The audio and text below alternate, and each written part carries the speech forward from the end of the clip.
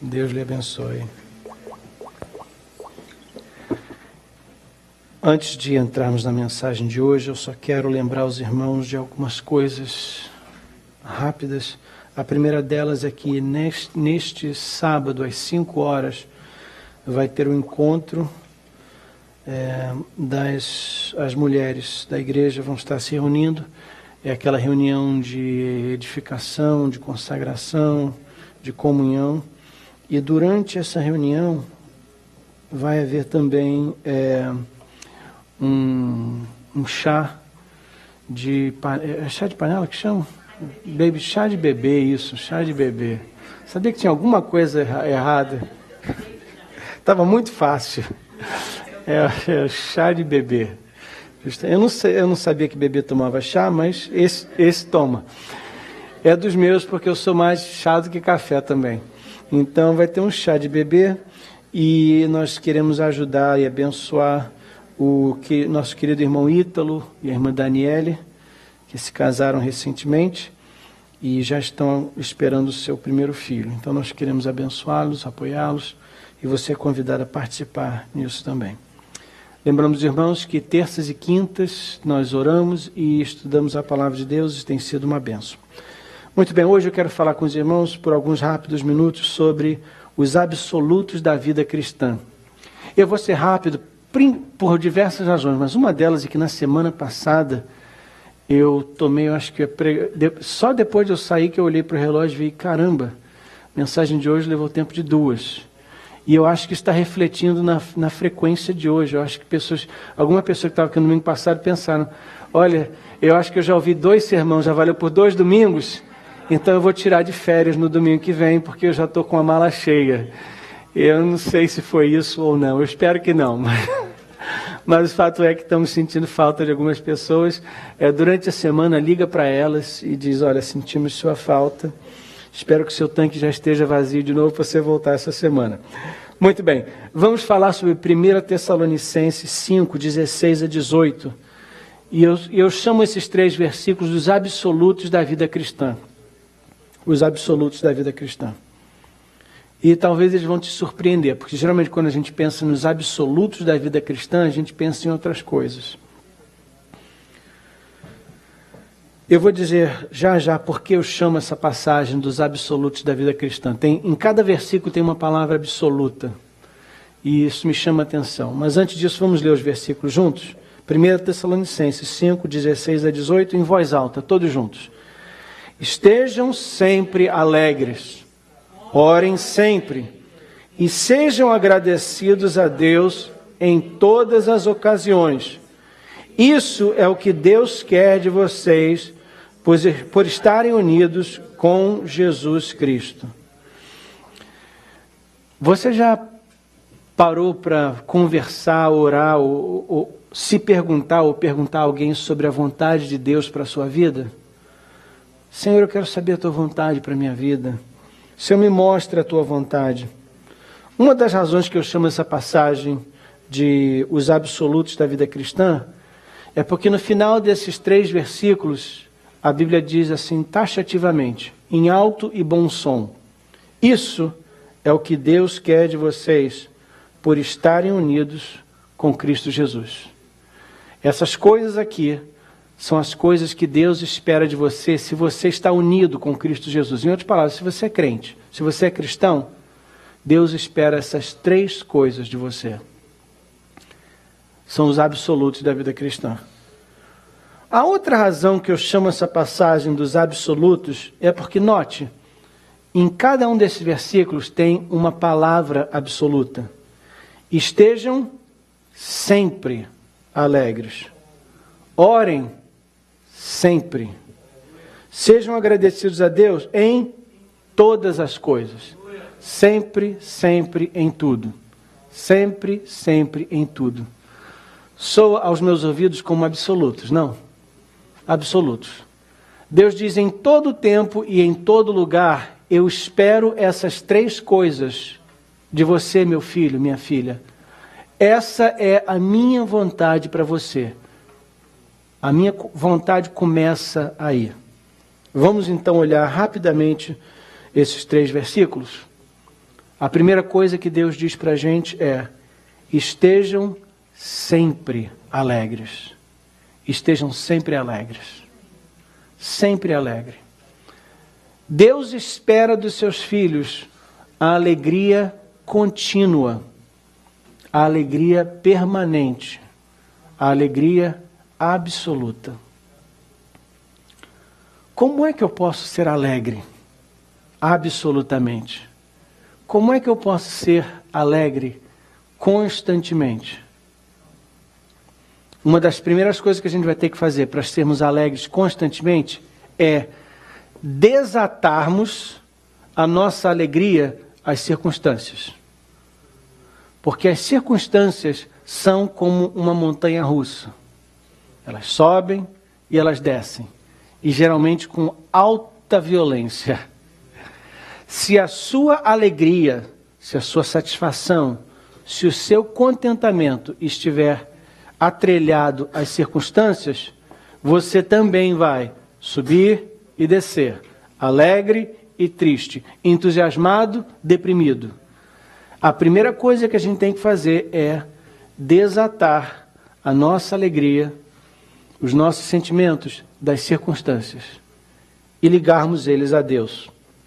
Romanos 14:17 diz assim: pois o reino de Deus, leia comigo esse versículo, ele é poderoso. Pois o reino de Deus não é uma questão de comida ou de bebida, mas de viver corretamente, em paz e com a alegria que o Espírito Santo dá. Quantos dizem amém? Amém. Da onde vem a nossa alegria? Do Espírito Santo. O fruto do Espírito Santo é amor, alegria. A alegria é fruto da presença do Espírito Santo. O ministério do Espírito Santo em nossas vidas gera dentro de nós uma alegria que cresce cada vez mais. Essa alegria é constante, essa alegria é permanente, porque ela não depende das circunstâncias, ela depende do Espírito Santo. Amados, note também que quando se fala em reino de Deus, essa lista aí provavelmente não seria, não seria o primeiro pensamento que vem à nossa mente. Seres humanos definem o reino de Deus de maneira diferente, não é verdade? Temos que ter cuidado, porque a Bíblia nos diz o que o reino de Deus é. E Deus diz claramente aqui, porque o reino de Deus não é comida nem bebida. Quantas pessoas definem o reino de Deus em termos do que você come ou deixa de comer, o que você bebe e o que você deixa de beber? Deus diz, o reino de Deus não é isso. É bem verdade que, se eu faço parte do reino de Deus, algumas coisas eu vou evitar de comer, algumas coisas eu vou evitar de beber, porque eu sei que elas não vão contribuir para o meu bem-estar, para a minha saúde, para o meu bom comportamento. Então sim, eu vou evitar certas coisas e vou fazer outras coisas, em termos de alimentação, de hábitos alimentícios. Mas a Bíblia deixa claro que isso não é a essência do reino. O reino de Deus não é isso. O que é então o reino de Deus? Justiça, paz e alegria no Espírito Santo. Uma vida correta, uma vida cheia de paz, uma vida alegre. Não perca isso, queridos. Deus define a alegria como uma essência, como uma virtude indispensável na vida daqueles que são filhos de Deus. Deus quer que a família de Deus seja conhecida universalmente como uma família alegre, uma família contente. Os nossos cultos devem ser alegres.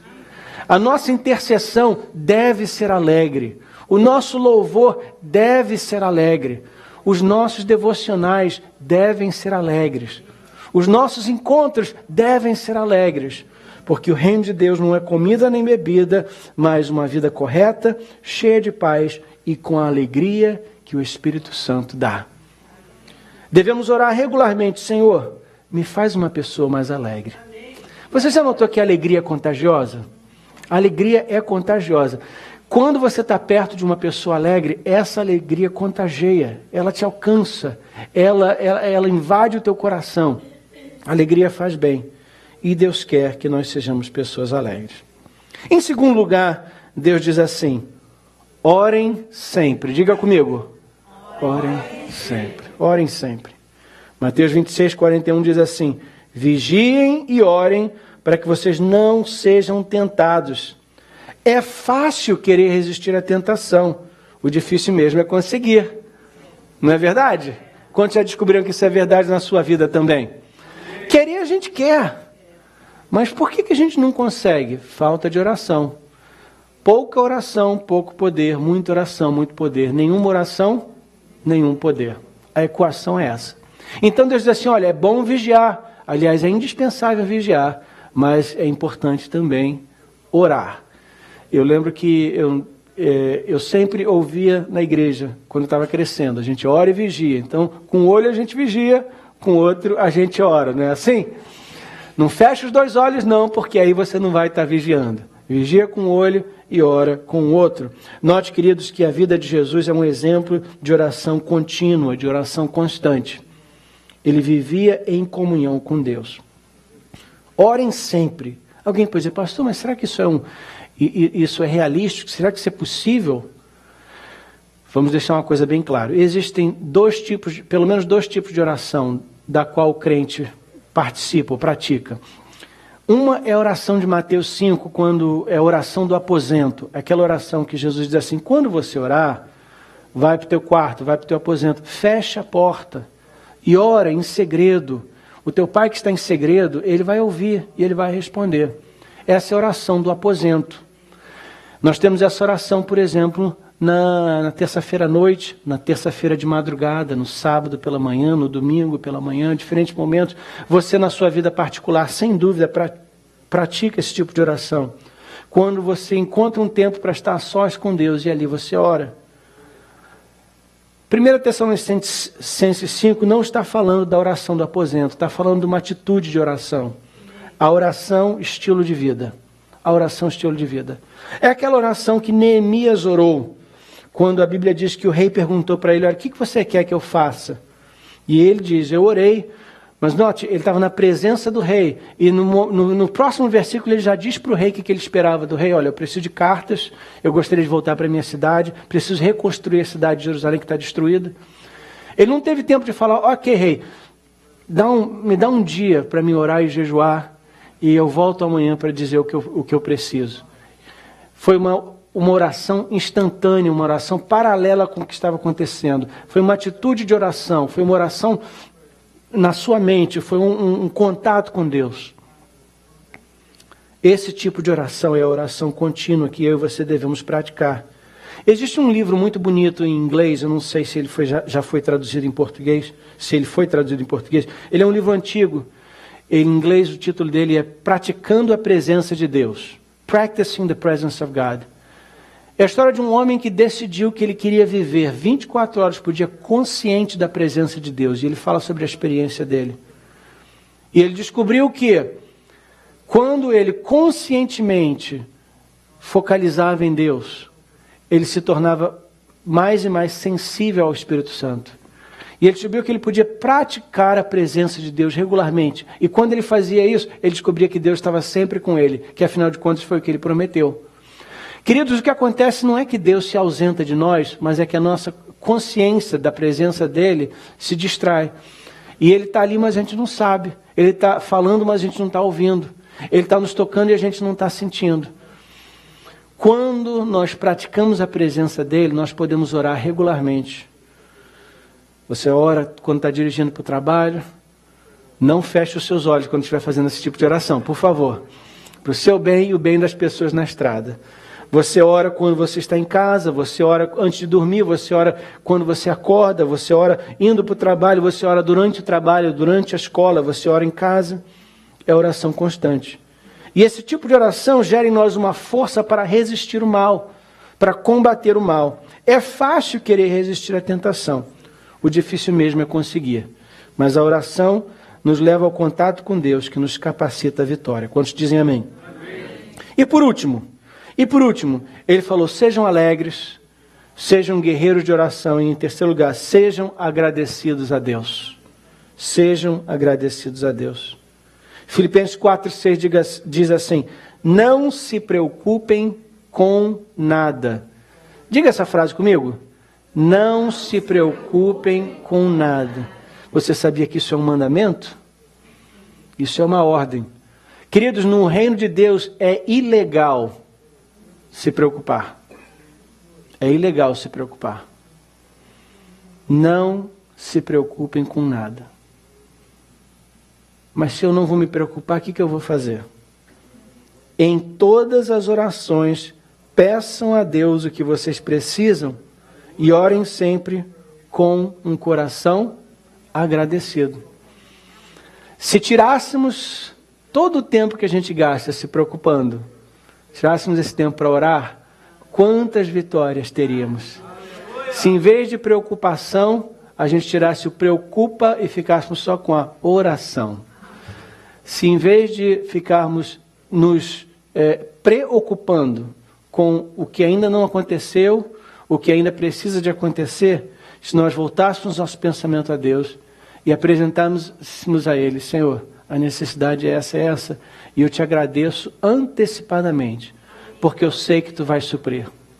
A Bíblia diz que quando isso acontece, isso ocupa o lugar da preocupação, e agora você pode viver uma vida de gratidão. Gratidão. Jesus contou a história de 10 cegos que foram curados. Mas um deles fez algo a mais, e por isso ele não só foi curado, mas foi também salvo, ele foi abençoado. Ele recebeu mais uma bênção. Jesus encontrou esses 10 cegos e curou todos os 10 e falou: olha, eu quero que vocês vão agora na igreja e façam a oferta que Moisés estipulou para essa cura. E a caminho da igreja, a Bíblia diz que um deles notou que de fato ele tinha sido curado, e ele voltou para agradecer. É interessante que Jesus perguntou ao que voltou: aonde estão os outros? Não eram 10? Só voltou um? É interessante também que Jesus não falou para nenhum deles voltar e agradecer. Mas essa uma pessoa que voltou, esse um cego, ex-cego que voltou, ele entendeu o caráter de Deus. Ele tinha um instinto espiritual que fez com que ele entendesse: a coisa própria a fazer nessa situação é agradecer, mesmo sem Jesus ter mandado eu agradecer. O que ele mandou eu fazer é ir no templo e entregar a oferta que Moisés instruiu como ação de graças. Mas eu entendo que há um princípio que, apesar de não ter sido explícito, ele não foi dito em voz alta, ele é implícito nessa situação. Eu sei que Deus quer que eu seja uma pessoa grata. Então, antes de eu entregar minha oferta, eu vou correr lá e vou agradecer a Jesus. E por essa maturidade, por esse instinto espiritual, por essa sensibilidade ao caráter de Deus, a quem Deus é e como Deus age, por essa compreensão do que é importante para Deus, ele foi recompensado com uma bênção que os outros 9 não receberam. Jesus disse: vá em paz, você está abençoado, os teus pecados estão perdoados. Ele foi curado e salvo também, porque ele entendeu o princípio da gratidão. Deus abençoa os gratos. Hoje mesmo, no primeiro culto, eu falava sobre João capítulo 6, aquela passagem quando Jesus multiplica os pães e os peixes para alimentar uma grande multidão. E a Bíblia diz que quando ele pegou o pão e os peixes, ele apresentou a Deus e agradeceu. Agradeceu antes do milagre. Agradeceu antes do milagre ter acontecido, ele já estava agradecendo. Jesus nos demonstra a gratidão. Ele viveu uma vida de gratidão e demonstra para nós o desejo de Deus para nós. Deus quer que sejamos gratos. Eu cresci ouvindo um hino que eu nunca me esqueci, de quando em quando eu canto ele para me ajudar a praticar a gratidão. O hino dizia assim: conta quantas bênçãos são recebidas da divina mão. Uma a uma, dize-as de uma vez, e hás de ser surpreso quanto Deus já fez. Queridos, se a gente focalizar na escassez, no que falta, no que ainda não aconteceu, a gente fica ingrato e mal-humorado. Mas quando nós contamos uma a uma as coisas que Deus já fez, nós vamos nos surpreender o quanto Ele já fez. Isso gera em nós gratidão. Que Deus nos ajude a ser gratos. Encerro então com esse rápido pensamento. Note: alegria, oração e gratidão. Esse é o estilo de vida que agrada a Deus. Esses são os absolutos da vida cristã. Essa é a vontade de Deus para nós. Alegria, oração e gratidão. Diga comigo: alegria, oração e gratidão. Mais uma vez: alegria, oração e gratidão. Lembra que Jesus disse assim: olha, vinde a mim e tomai sobre vós o meu jugo, a minha carga, porque ela é leve. Essa lista aí é uma lista gostosa, é uma lista atraente, é uma lista que, com a ajuda do Espírito Santo, a gente vai conseguir fazer, e vai fazer bem não só para a gente, mas para as pessoas que estão ao nosso redor. Tinha uma irmã americana aqui na igreja, ela já faleceu, ela já teve a sua formatura, já está no céu. Mas eu me lembro que ela dizia, ela era muito amiga da minha esposa, e ela dizia assim, em inglês, ela dizia assim: ronque, sorria e o mundo sorria com você. Ronque e você vai dormir sozinho. E é verdade. Quando você é uma pessoa alegre, quando você ora, quando você é pessoa grata, você se torna atraente para as pessoas ao seu redor. A vida se torna mais agradável, não só para você, mas para as pessoas ao seu redor. Por outro lado, como somos aquele crente carrancudo, de cara amarrada, de mal-humorado, de mal com Deus, com a vida e com nós mesmos, isso não só faz mal a gente, mas faz mal ao nosso próximo. E o que é pior, ofende o coração de Deus. Deus quer a nossa, mais uma vez, alegria, oração e gratidão. Põe-se de pé comigo. Nós vamos fazer uma última oração. E após essa oração, a equipe de louvor vai encerrar o culto com chave de ouro, com mais um hino de louvor, que vai ser a nossa bênção apostólica. Oremos. Obrigado, Senhor, pela Tua palavra e as instruções claras e simples que Tu tens para nós. Essa é a Tua vontade para cada um de nós. A alegria, oração e gratidão. Ajuda-nos a viver esses absolutos na nossa vida. Em nome de Jesus. Amém. Deus lhes abençoe.